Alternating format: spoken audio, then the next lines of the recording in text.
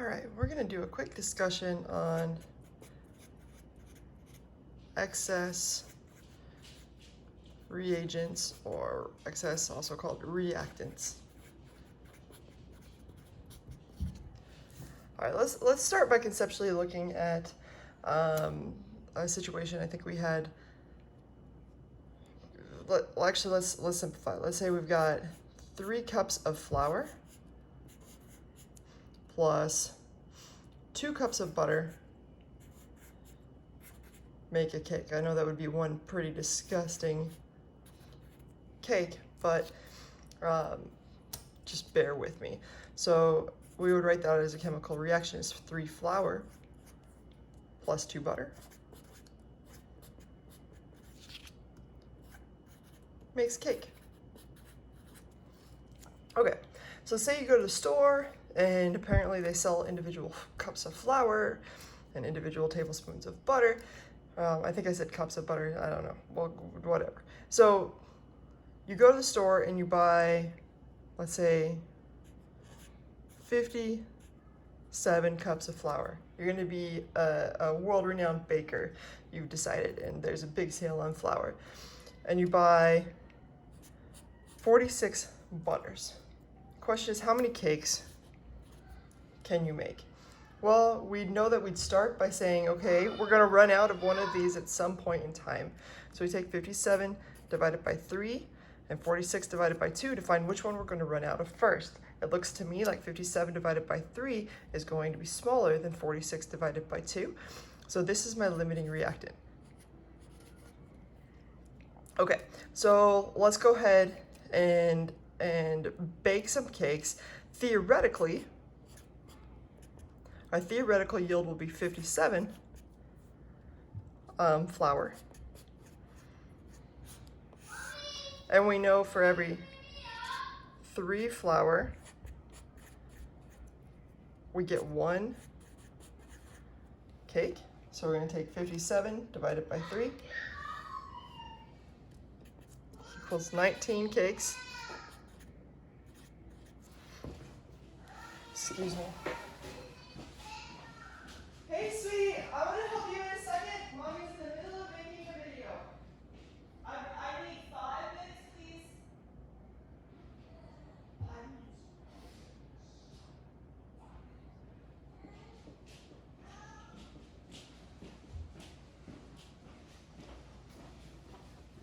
minutes. Okie dokie. That's fun. So let's say theoretically I want to make 19 cakes. All right, so let's say I go to make them and I accidentally have some stuff left over in the pan, or something didn't work out correctly, and let's say my actual yield ends up being 17 cakes. So again, you go to mix stuff, you got stuff left over in the bowl, some stuff maybe doesn't cook all the way through. I only end up getting 17 cakes. My percent yield would therefore be 17 divided by 19 times 100%. My actual yield divided by my theoretical yield times 100. So 17 divided by 19 times 100%. That'd give me 89% yield. Okay, cool. But what if I said, great, you made 17 cakes. How much flour is left? What if I asked you how much butter is left?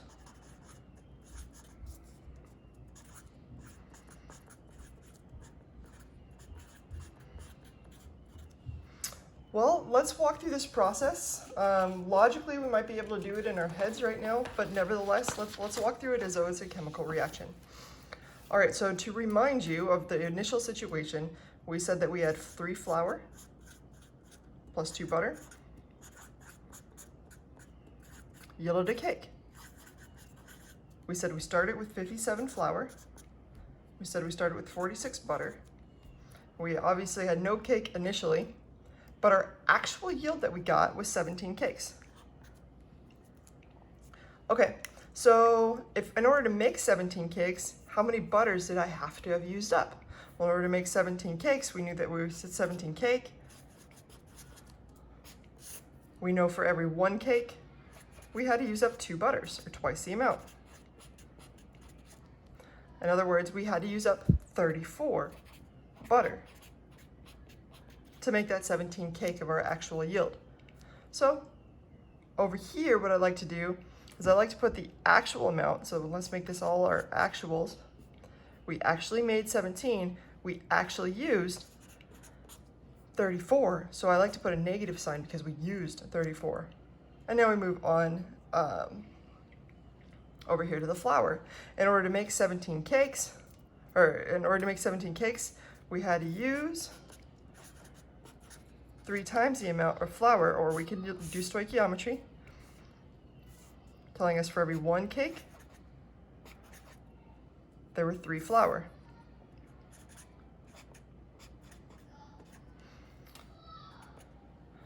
And what's that? 30, 51? 51 flour. So now I say, okay, in order to make 17 cakes, I actually had to use 51 flour. So now if I ask you what's left over, hopefully that's kind of intuitive. You started with 57 flour, you used 51 in order to make 17 cakes, so you have 6 left over. And the same thing with butter. We started with 46, we used up 34, so it looks to me like that's 12 butters. And this is what it means by what's left over or what's excess after a reaction has occurred. So how much flour is left? The answer would be 6.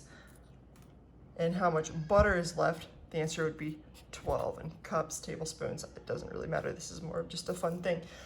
All right, so let's go ahead and take this same concept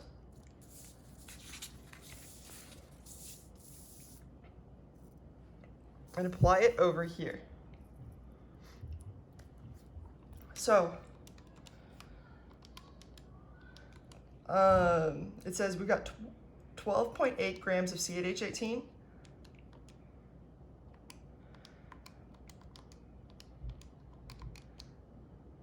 And our mass of CH18 is about 114.2 grams per mole. So we're going to take that 12.8, divide it by 114.2 grams per mole to give us a number of moles, which is what we do every time we encounter grams.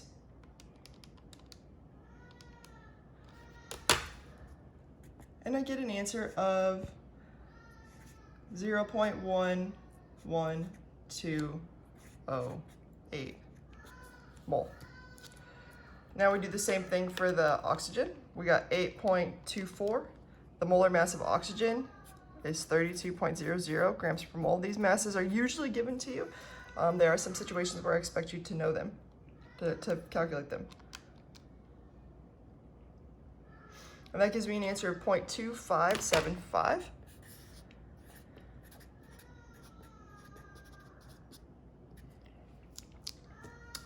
Then we do water. We got 1.35. My daughter is stuck in a dress, so I'm going to, let's go ahead and divide this by 18.02 grams per mole, which is its mass.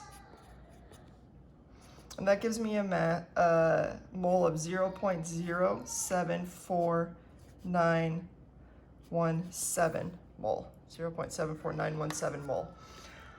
I'm going to pause this, and I'll be back as soon as she's unstuck from her dress. Bye. Okie dokie, I'm back. So now we have all the moles. We know that this is a combustion reaction of CH18. When you balance the reaction, you get 2 CH18 plus 25 O2, yielding 16 CO2 and 18 H2O. For every 2 moles of CH18, you require 25 moles of O2 to react to form 16 mole of CO2 and 18 mole of H2O. All right, so we have our individual moles now. We know that we started with 0.11208 mole of this guy right here. We know that for our O2, we had, looks to me to be 0.2575 mole of O2. And we know that we actually formed, it says it produced, that means it actually made, that's like the cakes that we actually baked, 0.074917. So let's go ahead and go over here, and this is talking about water, 0.074917.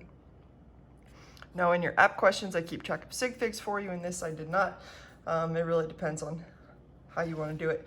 I also rounded the molar mass of this just in an effort to expedite things. So for example, it'll say 0.11205, when here I say 0.11208. That's not going to affect it. Your final answer is going to be in 3 sig figs. Okay, so it says what mass of unreacted octane remains? Well, if we made this much water, can we figure out how much octane we had to use up? Yeah, just like the cakes, we use the coefficients to figure out how much over here we had to use up in order to make this much. So one quick way would be take this number, divide it by 18, multiply by 2. Another way you can do it is you could say, just draw it all out, 0.74917 mole of water. We know for every 18 mole of water, we get 2 mole of C8H18. And that gives you an answer of 0.0083241 mole of C8H18. In other words, to make this much, we had to have used up 0.0083241 mole of C8H18. So to figure out how much left there was, just like with the cakes, we started with this, we lost this much, we asked what's left. Now I'm just going to go ahead and use the numbers here. You end up with about 0.1037 mole of C8H18. When you put that into grams, you know a mole of that has 114.2 grams. You end up with an answer of 11.8 grams. Let me go ahead and make sure that that works out so I don't have any mistakes. 0.1037 times 114.2, and I get an answer of 11.8 grams. You could do the same thing with the O2, just say, okay, take this number, divide it by 18 times 25, and that will tell you how much O2 you had to use up, and then you can turn that into grams as well. So hopefully this helps clarify any questions that you had, and yeah, go get them, y'all.